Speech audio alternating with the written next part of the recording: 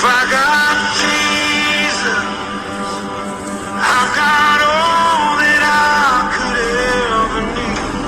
Take the world away. Terindah Tuhan sudah serahkan kepada kami. Kami sambut Tuhan firman-Mu, dan kami percaya firman-Mu memerdekakan setiap hidup kami. Dan Engkau sendiri Tuhan yang berbicara. Di dalam nama Tuhan Yesus kami berdoa dan mengucap syukur. Kita sama-sama katakan, amin, amin, amin, amin. Silakan duduk. Shalom Bapak Ibu. Ini nggak liburan ya? Masih rame ya?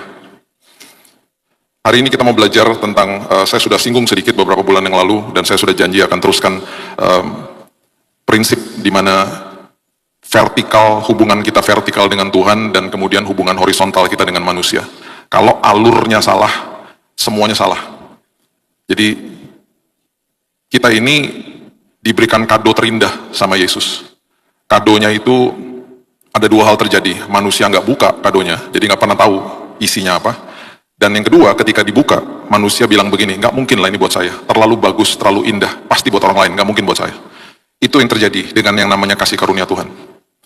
Akhirnya manusia nggak pernah belajar terima. Kita udah bahas berkali-kali bahwa semua yang dikemas dalam bentuk agama pasti akan dimulai dari titik memberi. Karena agama memberi segalanya lah, memberi upaya, usaha dan lain sebagainya. Ketika kita sadar bahwa kehidupan kekristenan itu adalah dimulai dari titik menerima, itu harusnya kita paham banyak sekali contoh di Alkitab yang membuat kehidupan mereka merdeka karena mereka belajar terima dari Tuhan. Pertanyaan berikutnya, belajar terima maksudnya apa sih Pak? Belajar terima tuh begini, sadar bahwa hari ini setelah dia, barusan kita nyanyikan, karena salibnya dosaku diampuni. Karena salibnya terletak di situ sebuah meterai yang dia katakan tetelestai, selesai semuanya.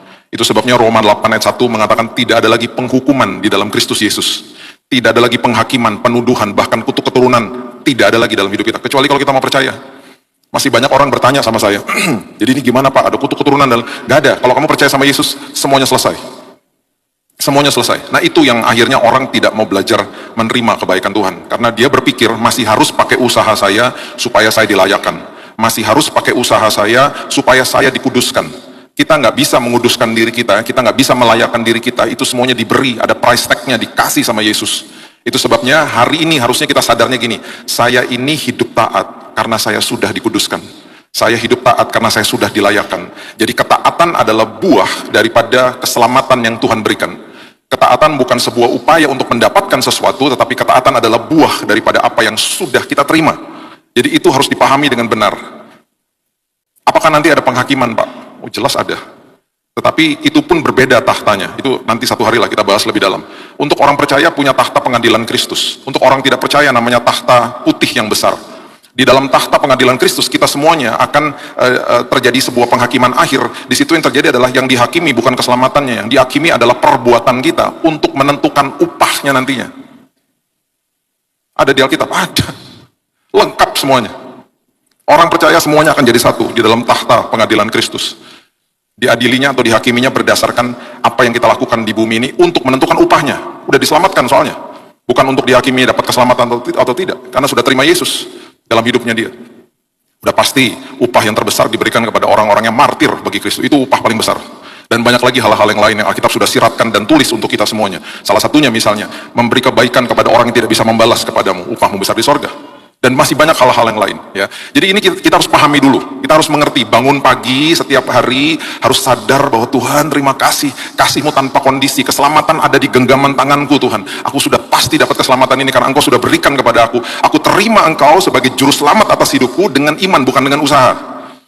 Jadi secara posisi di awal kita sudah dikuduskan, secara posisi. Namanya positional sanctification, dikuduskan posisi kita. Nah hari ini secara kita hidup ini pembaharuan budi itu namanya progressive sanctification. Setiap hari kita diubahkan, sekolah kehidupan, kita udah bahas di bulan yang lalu bahwa ada badai dalam hidup ini, dan itu adalah sekolah kehidupan. Jangan keluar dari badainya, jangan kabur dari kelasnya, biarkan kelasnya selesai, biarkan sekolah kehidupan selesai, biarkan kita akhirnya lulus dalam semua aspek kehidupan kita. Udah pasti kita semuanya punya kekurangan dan kelemahan ya.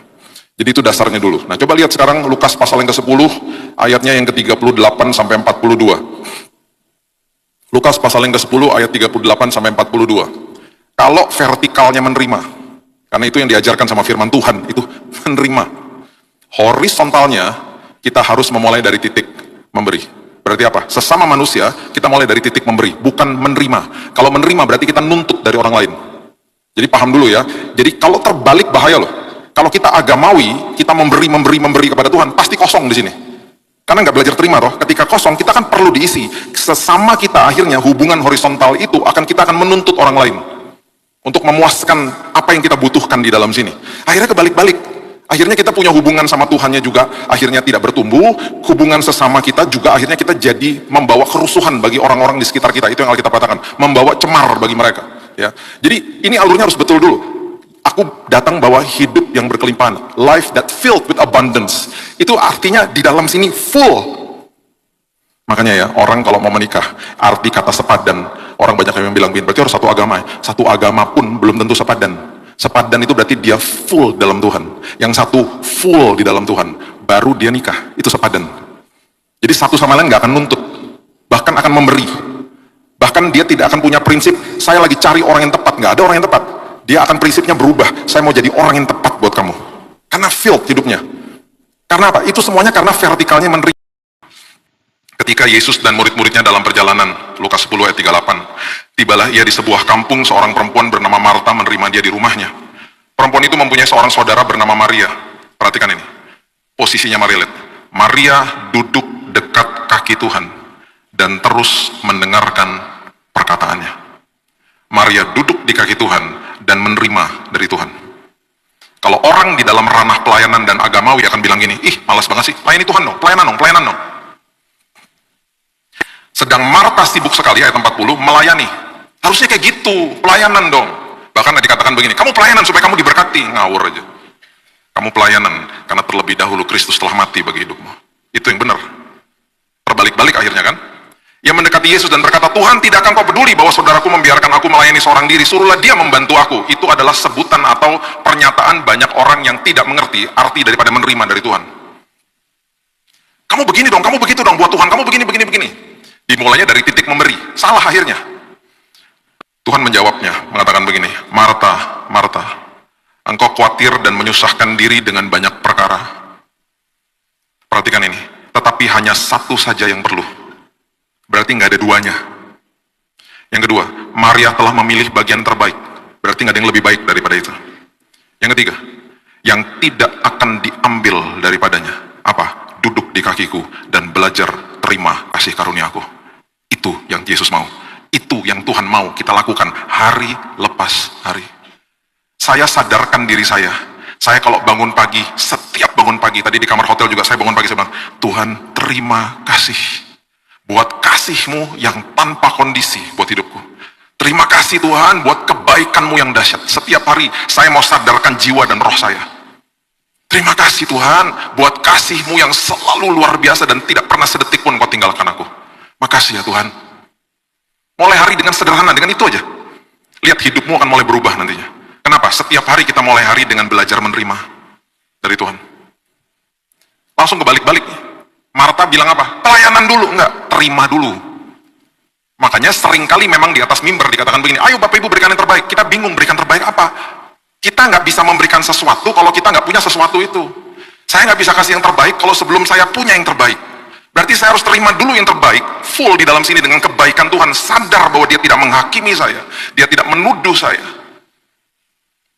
Ketika saya full dan terima semua itu, akhirnya hidup ini berkelimpahan dan saya bisa memberi. Tanpa disuruh saya akan beri.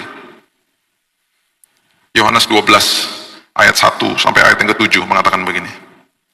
Beberapa hari sebelum Yesus naik ke kayu salib, Dia mampir lagi ke rumahnya Maria. Perhatikan apa yang terjadi. Yohanes 12 ayat 1. 6 hari sebelum Paskah, Yesus datang ke Betania, tempat tinggal Lazarus yang dibangkitkan Yesus dari antara orang mati. Di situ diadakan perjamuan untuk dia. Marta melayani lagi. Sedang salah seorang yang turut makan dengan Yesus adalah Lazarus. Maka Maria, karena terima yang terbaik, nggak usah disuruh, dia memberikan yang terbaik. Gak ada yang suruh. Apa yang dilakukan? Dia mengambil setengah kati minyak narwastu murni yang mahal harganya. Lalu ia meminyaki kaki Yesus, menyeka dengan rambutnya, bau semerbak di seluruh rumah itu. Bapak Ibu, minyak narwastu itu mahal. Sampai hari ini mahal. Bapak Ibu yang pernah pergi ke Israel, pernah diajak mungkin ke Mesir, ada beberapa tempat di mana kita bisa diajak dan lihat berapa harganya minyak narwastu.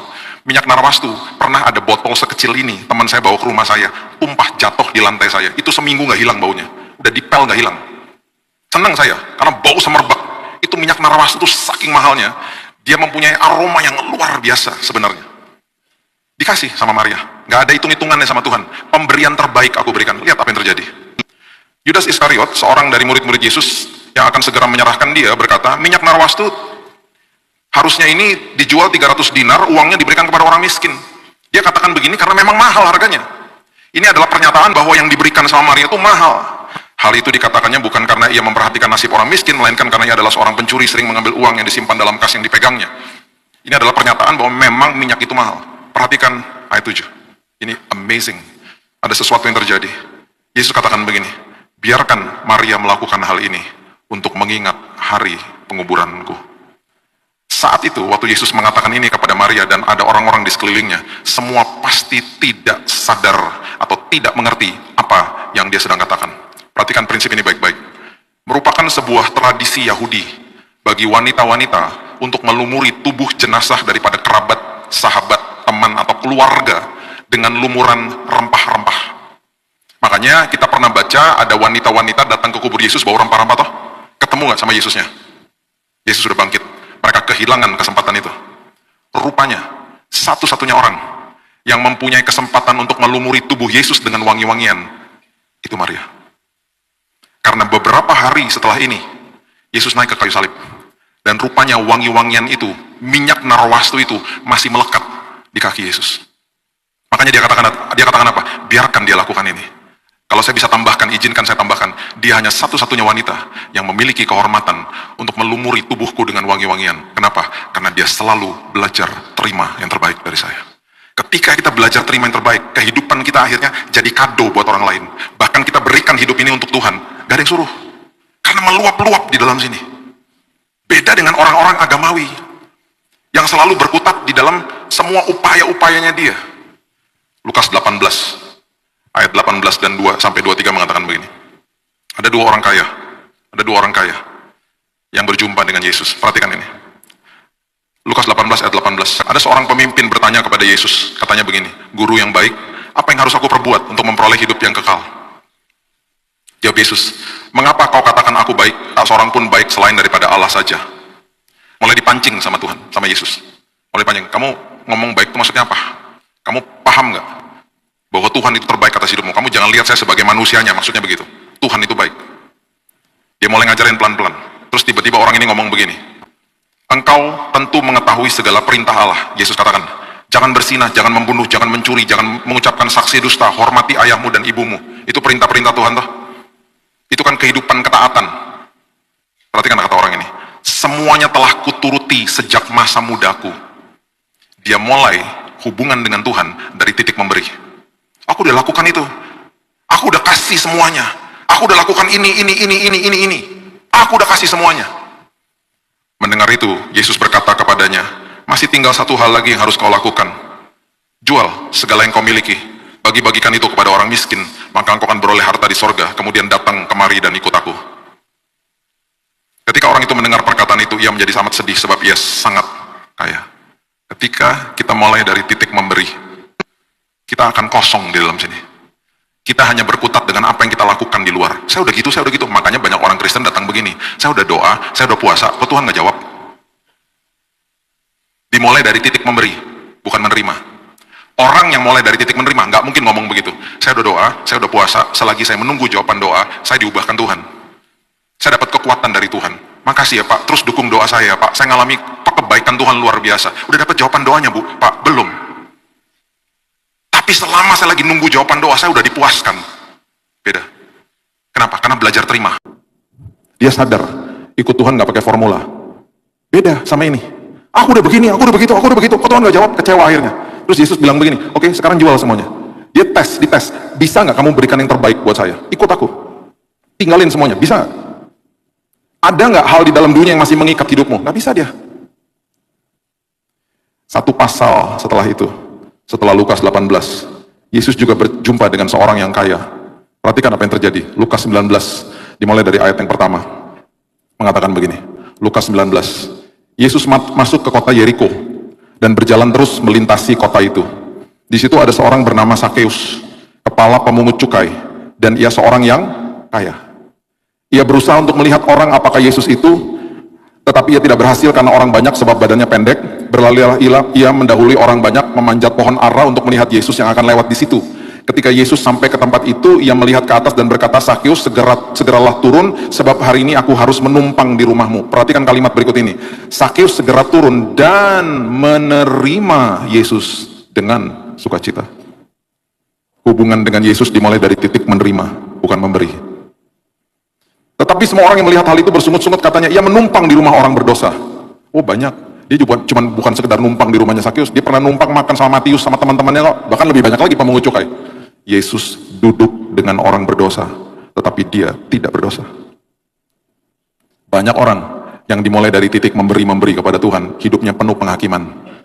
Orang-orang di sekitarnya nggak genah sama dia, karena nggak pernah terima kebaikan Tuhan. Horizontalnya pasti nggak beres, ketika vertikalnya tidak terima. Perhatikan ayat yang ke-8. Sakeus berdiri, nggak ada yang suruh, dan berkata kepada Tuhan, Tuhan, setengah dari milikku akan kuberikan kepada orang miskin, dan sekiranya ada sesuatu yang kuperas dari seseorang, akan kukembalikan 4 kali lipat.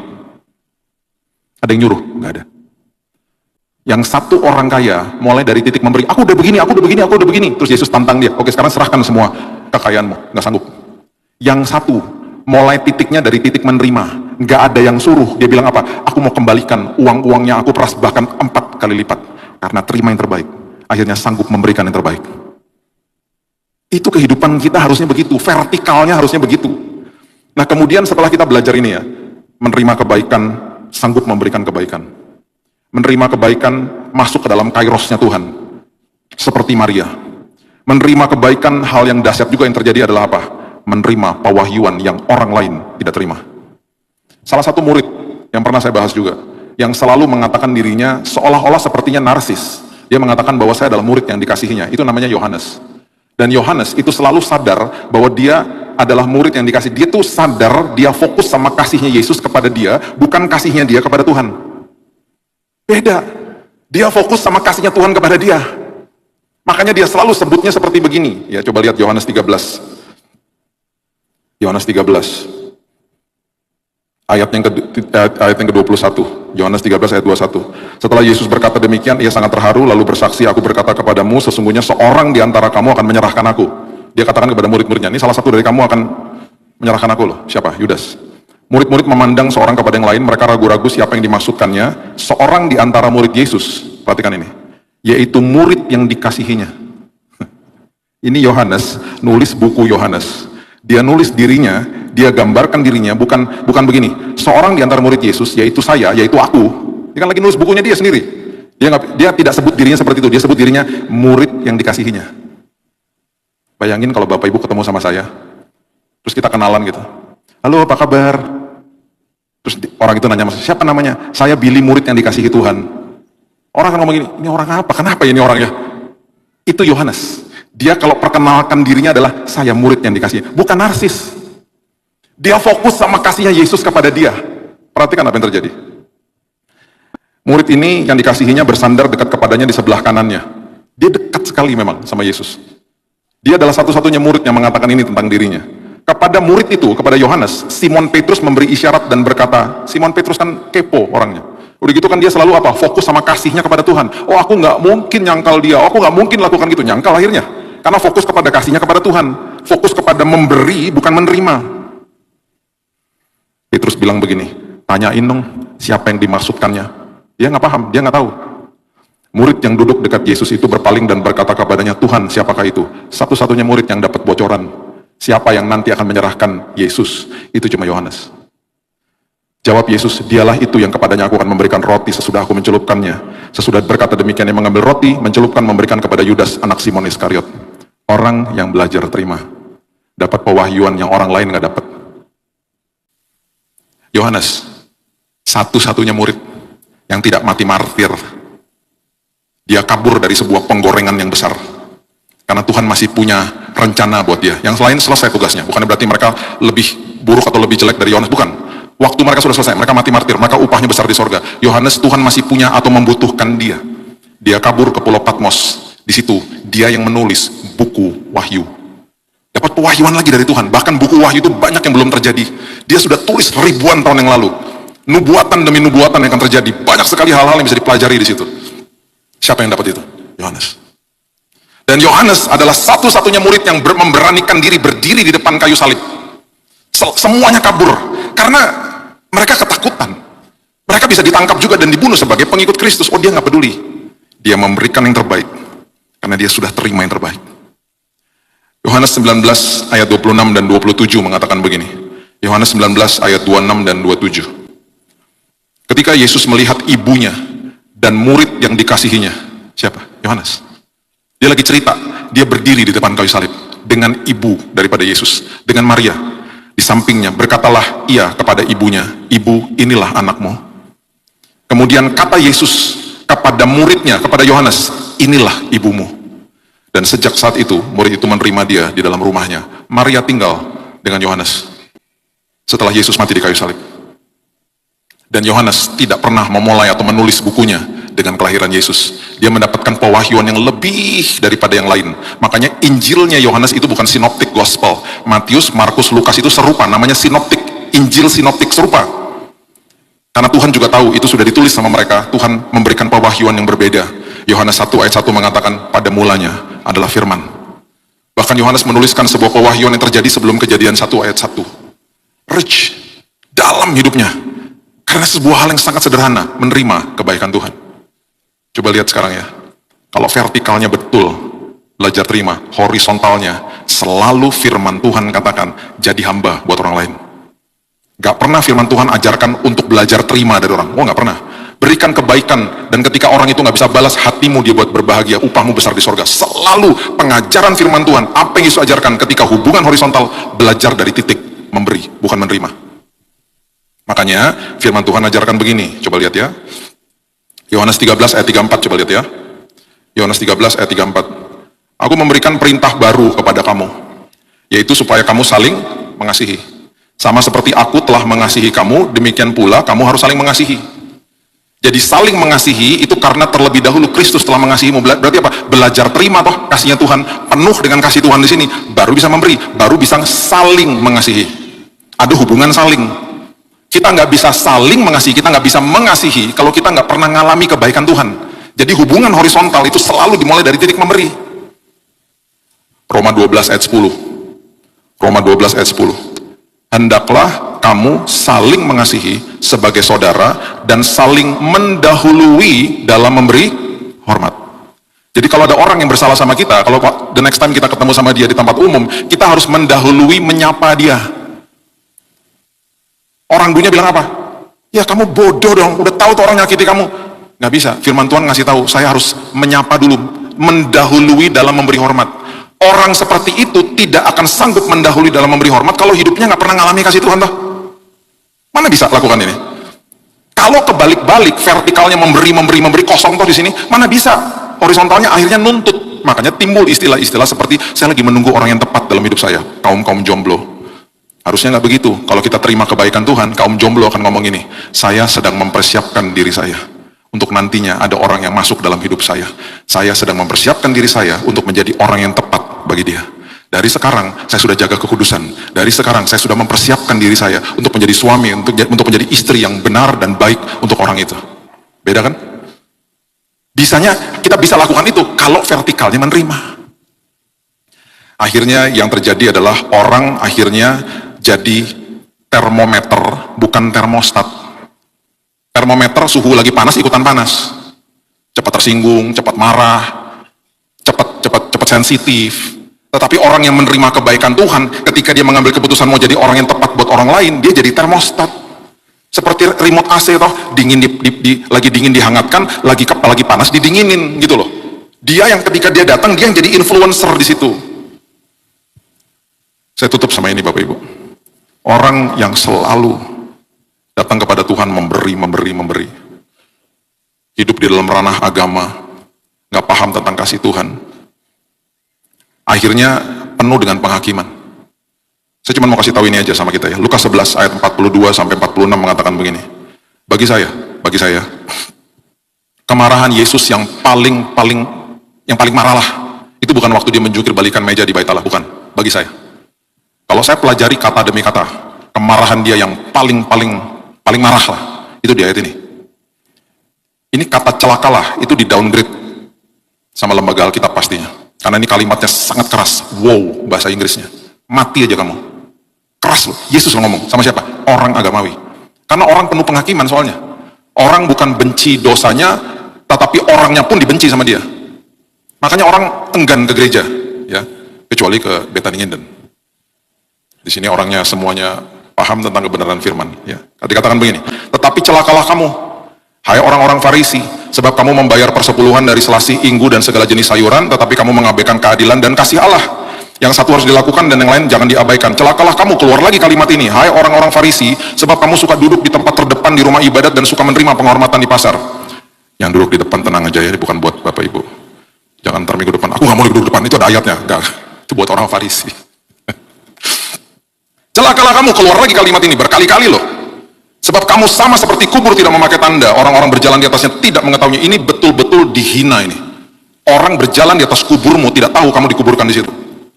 Kenapa sih Yesus begitu marah? Perhatikan kalimat selanjutnya. Seorang dari antara ahli Taurat menjawab berkata kepadanya, Guru, dengan berkata demikian engkau menghina kami juga. Mereka rasa dihina. Perhatikan kalimat ini, ayat 46. Yesus menjawab, celakalah kamu juga. Berkali-kali loh dia ngomong celakalah. Sebab kamu meletakkan beban-beban yang tak terpikul pada orang. Sebab kamu sendiri tak menyentuh beban itu dengan satu jari pun. Maksudnya apa Bapak Ibu? Beban yang tak terpikul. Firman Tuhan tidak pernah mengajarkan ada beban yang gak bisa dipikul. Kecuali di ayat ini. Kuk yang kupasang ringan. Pencobaan yang kamu terima tidak akan melebihi kekuatanmu, betul? Itu firman Tuhan tuh, satu-satunya ayat yang mengatakan ada beban yang tak terpikul hanya ada di ayat ini. Maksudnya apa? Itu ketika orang menghakimi orang lain. Ada beban yang gak bisa dipikul sama orang itu. Bahkan orang bisa bunuh diri karena dibully. Orang bisa akhirnya mengakhiri hidupnya karena dia rasa dihakimi, dia gak diterima. Dengan kata lain Yesus katakan begini, itu tugas saya, bukan tugas kamu. Tugas kamu adalah mengasihi sesama manusia. Bahkan hari ini pun aku tidak hakimi manusia karena selesai di kayu salib. Kok kamu berani-beraninya lakukan itu? Saya tutup dengan ayat ini, Matius 27 ayat 3 sampai ayat yang kelima. Matius 27 ayat 3 sampai 5. Pada waktu Yudas yang menyerahkan dia melihat bahwa Yesus telah dijatuhi hukuman mati, menyesallah ia. Yudas itu menyesal Bapak Ibu. Lalu ia mengembalikan uang yang 30 perak kepada imam-imam kepala dan tua-tua, kepada orang-orang agamawi loh. Orang-orang yang harusnya mengerti toh firman. Makanya Yesus tentang mereka. Karena hidupnya mereka begitu, hanya show off aja. Gak menghidupi firman. Dan berkata, aku telah berdosa. Ini Yudas ngomong, minta pertolongan. Karena menyerahkan darah orang yang tak bersalah. Perhatikan jawabnya mereka apa. Apa urusan kami dengan itu? Itu urusanmu sendiri. Perhatikan apa yang terjadi. Ia pun melemparkan uang perak ke dalam bait suci. Lalu pergi dan menggantung diri. Banyak orang hidupnya gak beres karena dihakimi sama orang lain. Yudas loh, istilahnya mau bertobat kan, nyesel sama orang dikatakan di bait Allah loh. Apa urusannya? Itu urusan kamu, urus sendiri sana. Pertanyakan itu kepada diri kita, mulai dari keluargamu sendiri. Sebagai penutup saya mau berikan ini pesan kepada bapak-bapak semua yang hadir di sini. Instruksi pertama firman Tuhan itu tidak diberikan kepada seorang wanita, itu diberikan kepada seorang pria untuk tidak makan buah pengetahuan baik dan jahat. Berarti salah satu fungsi daripada pria yang sangat luar biasa itu adalah mengajar dan memberi contoh kepada anak-anaknya isi hati Bapa di sorga. Makanya saya selalu katakan, Bapa itu pembawa identitas, Ibu pembawa kehangatan di dalam rumah. Makanya orang yang fatherless, orang yang tidak memiliki figur Bapak yang baik, hidupnya pasti sering cemburu, insecure, obsesif, posesif. Pasti begitu. Dulu waktu saya masih ada waktu konseling, sekarang saya udah gak terima lagi karena waktu ya. Dulu ya, setiap kali orang datang kepada saya sama istri saya, hal pertama yang saya selalu tanya kepada siapapun yang mau nikah, saya selalu tanya gini, hubungan kamu sama bapakmu seperti apa? Banyak yang ngomong begini, apa hubungannya? Oh, banyak hubungannya. Bagaimana hubungan sama bapak? Oh, dia udah meninggal kak, aku juga lagi gak pernah deket sama dia. Udahlah, itu juga aku udah lupakan. Pernah dibereskan gak dalam hatimu? Oh, gak pernah ya, udah lewat juga kok. Terus saya cross check sama pacarnya, pacar kamu insecure ya? Iya. Dikit-dikit di telepon ya, cemburuan, obsesif, posesif. Iya. Kok kakak tahu? Oh iya, itu roadmapnya begitu kok. Makanya terima kebaikan Tuhan. Orang yang gak terima kebaikan Tuhan membuat rusuh kepada orang sekitarnya. Alkitab katakan orang yang menyimpan akar kepahitan membuat cemar atau mencemari orang di sekitarnya. Selalu gak ada yang telat di hadapan Tuhan. Kalau engkau gak pernah bereskan sama Bapamu, bereskan hari ini. Supaya orang di sekitarmu, keturunanmu tidak dicemari dengan ulahmu. Papa saya digebukin sama bapaknya, sama opa saya. Opa saya tentara Kenil. Dia telanjangin, diselubungi sama semut merah di kampungnya dia di Tomohon di Manado. Dan waktu dia cerita itu saya bilang gini, kok papa gak pernah pukulin mama? Kan papa digebukin, disiksa KDRT itu sama papanya dia itu tentara Kenil di Manado dulu. Oh dia bilang begini, tahun 66 sebelum saya nikah sama mama kamu, saya serahkan di altar Tuhan. Saya tinggalkan sampah hidup saya yang lama, supaya ketika saya masuk ke dalam keluarga saya tidak bawa sampah. Dia adalah bapak yang luar biasa, memberikan identitas yang dahsyat kepada saya, yang saya turunkan kepada anak-anak saya. Jangan bawa sampah dari masa lalu. Belajar terima kebaikan Tuhan, supaya kita nggak mencemari hidup orang lain. Saya tutup sama kisah nyata ini. Ada seorang teman, dia ini ex-preman lah. Ya. Dulu kami layani dia, udah lama sekali, udah puluhan tahun yang lalu. Anting-anting di kepalanya itu 16 Bapak Ibu. Bukan cuma di telinganya, di mana-mana. Tatoknya itu dari atas bahu sampai ke bawah. Satu hari saya bilang gini sama dia. Orang Ambon, Nyong, kamu besok hari Minggu jangan ikut-ikut lagi sama saya ke pelayanan. Kamu cari gereja sendiri. Kamu harus tertanam di gereja sendiri dan kamu cari tahu kalau mereka punya komsel, kamu ikutan di sana. Dia pergi, dia cari gereja lokal yang dekat dengan rumah. Ini pengalaman dia. Dia masuk ke gereja. Di gereja itu lagi nyanyi lagu penyembahan. Kemurahan-Mu lebih dari hidup. Dia lihat ada bangku kosong di belakang. Dalam hati dia, aduh, saya ke situ aja. Masalahnya, dia lupa copot anting-antingnya. Cuman beberapa, karena kebanyakan. Jadi ada beberapa yang masih nyantol, plus dia pakai tangan pendek. Jadi tato kelihatan semua, kulit gelap. Ngeri lah orang ngeliatin dia. Dia lihat ada bangku kosong di belakang gereja. Dia berdiri di situ. Di sebelahnya ada seorang anak kecil, di sebelahnya lagi ada seorang ibu yang lagi dalam lagu penyembahan. Kemurahan-Mu lebih dari hidup. Ini ibunya ya, ibu, anak, teman saya datang. Lebih dari hidup. Lagi tengah-tengah penyembahan, ibunya ngeliatin teman saya datang. Kemurahan-Mu lebih. Kaget dong, ya kan? Kaget, ini kenapa Tuhan kirim penyamun di sebelah saya? Pertama yang dilakukan adalah, dia menyelamatkan tasnya dia. Karena di dalam tas seorang ibu ada dua hal penting, HP sama dompet. Tasnya ada di bangku anaknya. Jadi lagi penyembahan, dia ambil tasnya, dia taruh di ketiaknya, dia kepik begini, sambil nyembah. Hal berikutnya, dia harus selamatkan anaknya. Jadi dia lagi nyembah, posisi nyembah, dia bilang sama dia, tarik anaknya, pindah sini, dia pindah sini. Sebelahnya kosong. Tas sudah selamat, anak sudah selamat, sekarang waktunya menyelamatkan diri. Anaknya juga geser lagi sama dia, sana. Dia geser lagi. Ini terjadi di depan teman saya. Dia pertama kali ke gereja sendirian, belum sempat duduk. Dia ngelihat tas pindah, anak pindah, ibu pun pindah. Dia bingung, kenapa ya? Akhirnya dia sadar, oh ini karena saya. Bapak Ibu, dia nggak sampai duduk. Lagunya belum selesai, dia pulang. Dia nangis meraung-raung di teras rumah saya. Jadi waktu saya pulang pelayanan, dia lagi nangis-nangis di depan rumah saya. Mbak di rumah saya bilang, itu dari tadi Pak, nangis-nangis. Saya bilang sama dia gini, kamu tuh udah mukanya serem, nangis lagi, nggak cocok tau gak? Saya bilang gitu. Sakit Bung, sakit apa? Kamu digebukin orang? Enggak, dia nggak bisa cerita. Saya ajak makan, dia nggak bisa cerita. 40 menit saya makan, dia nangis terus di situ. Setelah selesai, setelah dia udah reda, dia cerita sama saya. Dia cerita semua yang tadi saya ceritakan kepada Bapak Ibu. Dan saya nggak pernah lupa kata-kata dia ngomong begini, Bung, beta cinta Bung sama Yesus, tapi beta benci Bung sama orang Kristen. Itu kata-kata itu, nancep di sini. Nancep sama saya. Tapi saya juga tegur dia, kamu nggak bener juga, itu anting-anting copot dong. Lu pakai lengan panjang kenapa sih? Orang juga serem lihat kamu, lupa Bung, lupa. Saya cuma mau kasih contoh aja. Banyak orang terhilang. Kristen gak pernah belajar terima terbaik dari Tuhan. Hidupnya menghakimi orang lain. Lihat apa yang terjadi dengan Yudas. Dia menggantung dirinya. Karena di bait Allah, mereka bilang apa? Urusan lu, sana. Bukan urusan kami. Yuk kita belajar menerima. Vertikalnya beres, horizontalnya pasti beres. Banyak keluarga dipulihkan, hubungan orang tua pasti dipulihkan kalau kita dipenuhi dengan kasih Tuhan. Orang tua, kalau anaknya bersalah, tundukkan dirimu. Jadi hamba buat mereka. Jangan digini-giniin anaknya. Rangkul mereka. Anak saya sejak kecil saya rangkul, saya bilang gini, apa yang saya bisa perbuat supaya kamu gak lakukan itu lagi? Mereka langsung mikir apa? Wah, papa saya tidak berseberangan sama saya. Papa saya sayang sama saya. Yang terjadi mereka bertumbuh di dalam kasih karunia Tuhan. Jangan gini-giniin orang. Rangkul mereka. Rangkul anakmu. Pemulihan dengan anakmu.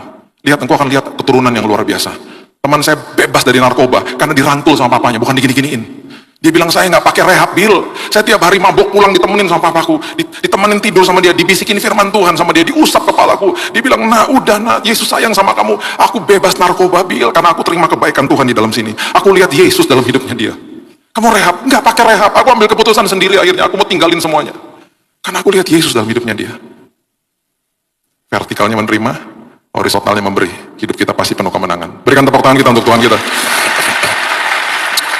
Bapak yang baik, terima kasih buat hari ini. Biarkan firman ini Tuhan merasuki kehidupan kami, supaya kami mengerti betapa besar dan dalamnya kasih-Mu kepada kami. Ajari kami supaya kami mengerti salib itu Tuhan, pengorbanan-Mu yang dahsyat. Ajar kami supaya kami belajar menerima kebaikan Tuhan hari lepas hari, yang tanpa kondisi. Supaya dalam hidup kami ini penuh Tuhan dengan kebaikan-Mu. Mungkin kami kemarin buat salah, tapi firman Tuhan selalu mengatakan Roh Kudus menginsafkan kami, bukan menuduh kami. Kalau sampai ada suara-suara yang menuduh karakter kami, itu kami tahu itu bukan suara Tuhan, itu suara iblis. Itu sebabnya hari ini Tuhan kami mau menyadari hidup kami, bahwa Engkau baik, Kau dahsyat, Kau luar biasa. Makin kami terima kebaikan Tuhan, makin akhirnya hidup kami penuh dengan kelimpahan kebaikan yang akan kami berikan tanpa disuruh Tuhan. Kami melayani Tuhan, karena terlebih dahulu Kristus telah mati bagi kami. Kami berbuat baik kepada orang lain, bahkan kepada musuh kami, karena terlebih dahulu Kristus telah mengasihi kami. Terima kasih Bapak yang baik, kami serahkan hidup kami, masa depan kami dalam tangan Tuhan.